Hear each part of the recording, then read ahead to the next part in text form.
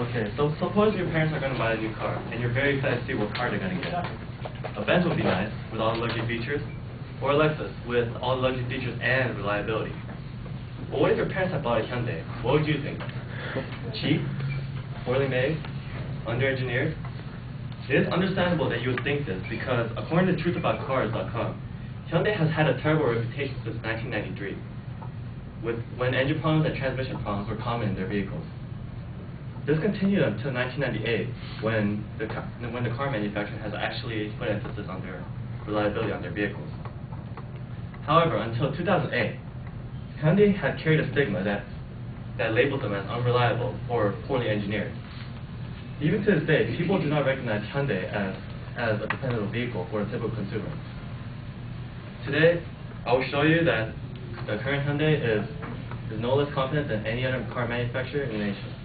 I will talk about how the Korean manufacturer has improved their reliability, fuel economy, and their affordable position in the global car market. Now you may be asking, isn't Hyundai's reliability known to be one of the worst? The answer to that question is absolutely no. According to Consumer Reports, Hyundai is ranked 11th in reliability out of 27 car manufacturers in the nation. Since 1998, the company has made attempt after attempt to match the build quality of Toyota and Honda. Consumer Reports has stated for 2010 that all Hyundai products are at least average in reliability. In order to ensure consumer confidence, Hyundai has offered a 10-year, 100,000-mile powertrain warranty to their customers, the best warranty in the nation. Ironically, however, Mercedes, BMW, and Audi are ranked 22, 23, and 26 out of 27 car makers in the nation, despite their prestige status in the car market. As the Hyundai Genesis sedan is positioned to compete with these luxury brands, the company has proved to be more reliable in terms of build quality. Now that we've talked about reliability, let's move on to Hyundai Cars' fuel economy. If you didn't know, Hyundai is actually one of the most fuel-efficient car makers in the nation.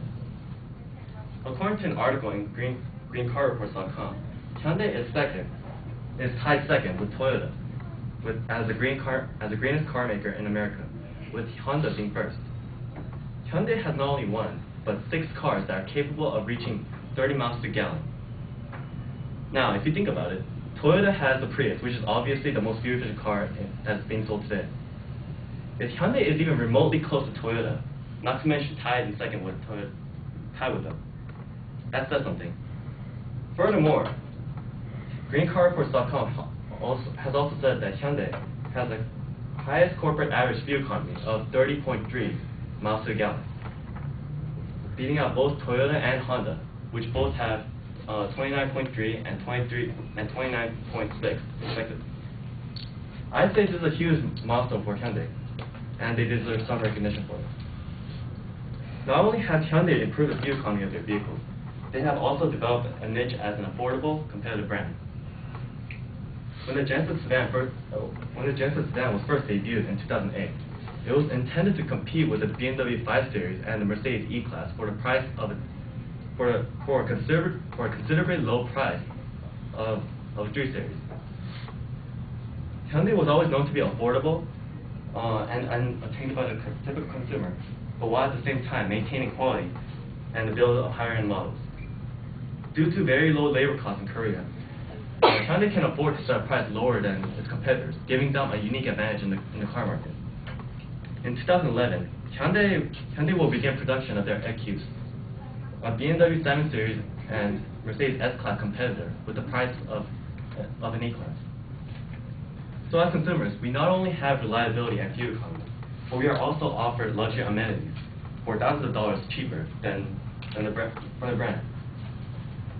Although Hyundai has had a tough history, there's no denying that the current cars are among the top in their class. Today, I have talked about Hyundai's reliability, their car's fuel economy, and their affordability. By excelling in all these categories, Hyundai cars are nothing to look down upon. True, they had some terrible cars in the past, but now they are competition in the global car market.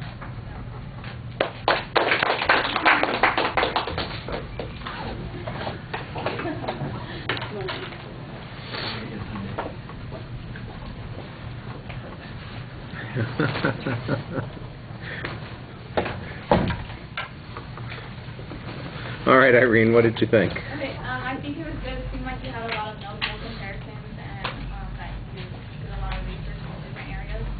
And that was good. Your pace was good, but some of your words kind of rolled together. So I had to wait like a few words to see what you said before that. And otherwise, I think you did a good job. I mean, it could have been a little more persuasive, but really informative. So I thought.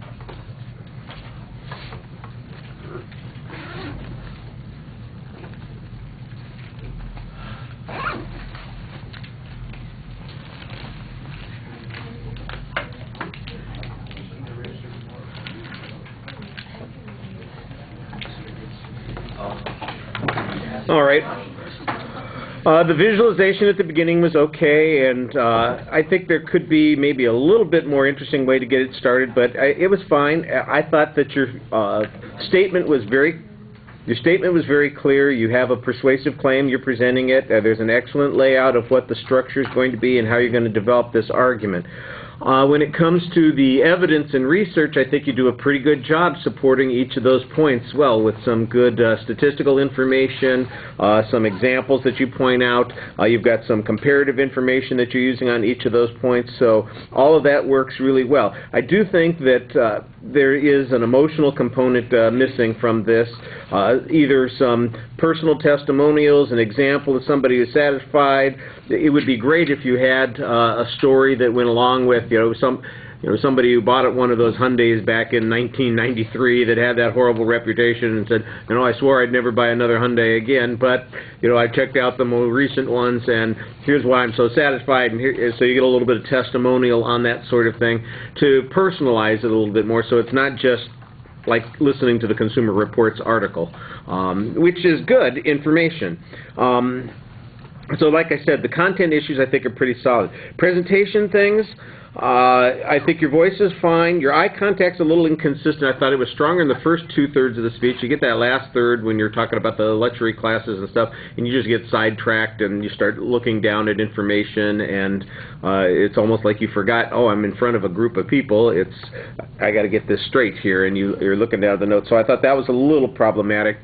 And you still have a bit of a pacing issue. You are walking constantly. There's nothing wrong with some movement, but the movement really needs to be deliberate, like it's focusing on a particular point. You're stepping forward to share some key piece of information with us, or we're changing subjects now, and it doesn't really seem like it's connected to any of those kinds of things. It just seems like, okay, I walked over here, now I'm going to walk over here, and now I'm going to walk back over here, and it looks like you were working out all your anxiety there, which is probably exactly what's going on, but you need to be a little more conscious of that and try and use it in the speech so that it helps the presentation instead of detracts from the presentation. All right, thank you very much.